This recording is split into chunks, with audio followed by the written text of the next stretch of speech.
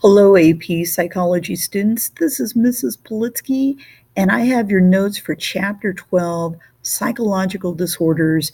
And we're going to focus in on what psychological disorders are in this first section. So, psychological or psychopathology is any pattern of emotions, behaviors, thoughts inappropriate to the situation and leading to personal distress or the inability to achieve important goals. And roughly 15.4% of the population suffers from some diagnosable mental health problem. The behaviors of over 56 million Americans meet the criteria of a diagnosable psychological disorder. And over a lifespan, as many as 32% of Americans will suffer from some psychological disorder. So, what is a psychological disorder? Okay, well, this is what it might include. It might include hallucinations, which are false sensory experiences that may suggest mental disorders. Hallucinations can have other causes, such as taking certain drugs. For example, marijuana can have that impact, or sensory isolation. So, people who have been in like solitary confinement sometimes experience certain types of hallucinations. Along with that, you'll have delusions, which are extreme disorders of thinking involving persistent false beliefs. Delusions are a hallmark of paranoid disorders. Along with that, you might hear the term affect, which is referring to emotion or mood. So, examples of that would be like depression, some types of anxiety disorders, manic or mania, or individuals who have no emotions whatsoever. And psychopathology, this is the medical model and the psychological view that are often at odds. So, the historical roots here. In the ancient world, people assumed that the supernatural powers were everywhere, accounting for good fortune, disease, disaster, and psychopathology was believed to be caused by demons and perhaps spirits that had taken possession of a person's mind and body. Along with that, you have Hippocrates, who you see below here. He took humanity's first step towards a scientific view of mental disruptions when he declared that abnormal behavior had a physical cause.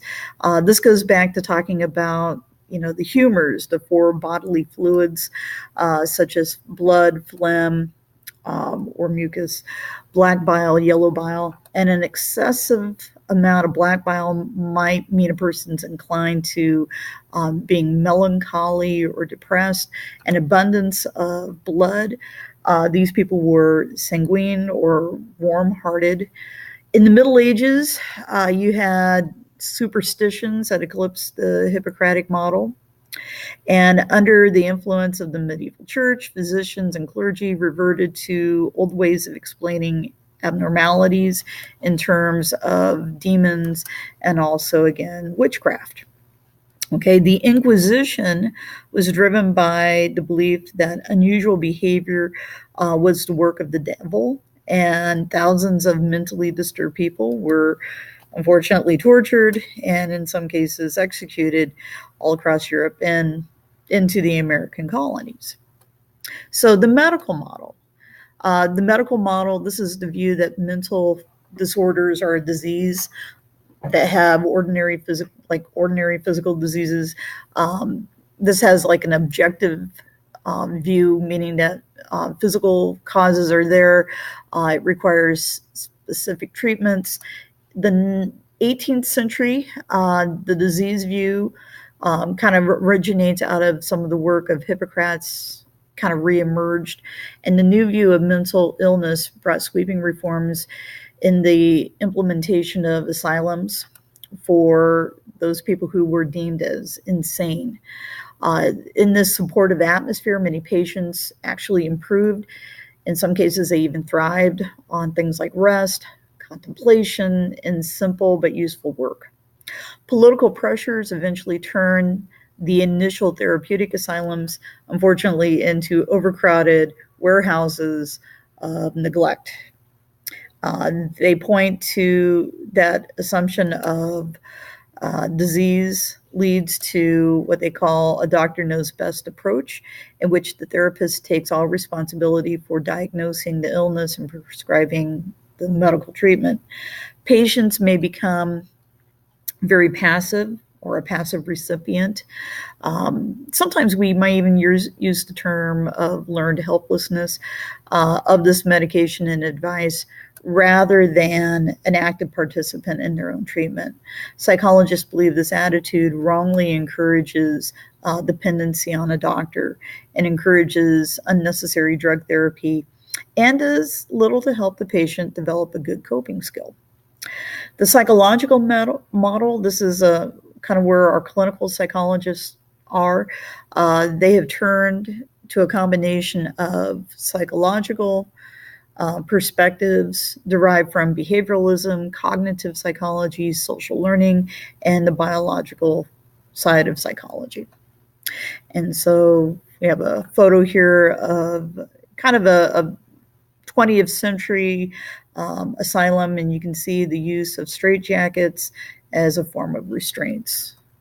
So the social cognitive behavior approach, modern psychologists often combine these ideas and perspectives that once were considered incompatible.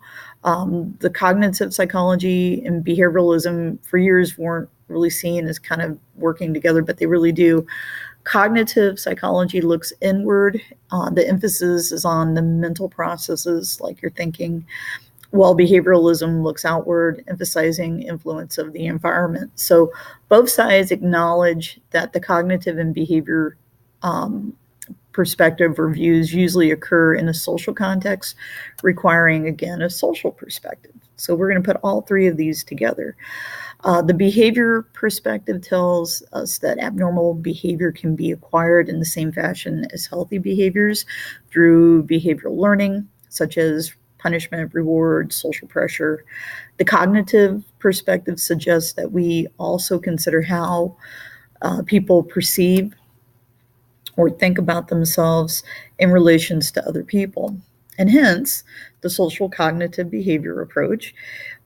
This is a psychological alternative to the medical model. It combines the three major psychological perspectives. This is Albert Bandura's theory, reciprocal determinism, which proposes that behavior, cognition, social/environmental factors influence each other. All right, biopsychology of mental disorders. This is also a kind of a modern perspective, and this assumes that some mental disturbances involve the brain or the nervous system in some way, and the view is taking an increasing prominent position within the field of psychology. Things such as genetic factors, brain injury, infection, and learning are a few factors that can tip the balance towards psychopathology. On the hereditary front, the Human Genome Project, that you kind of see the timeline for below here, has specified the complete human genetic package, which allowed behavioral genetics to search for genes associated with certain specific psychological disorders. And some of those have manifested themselves. All right. Thank you very much.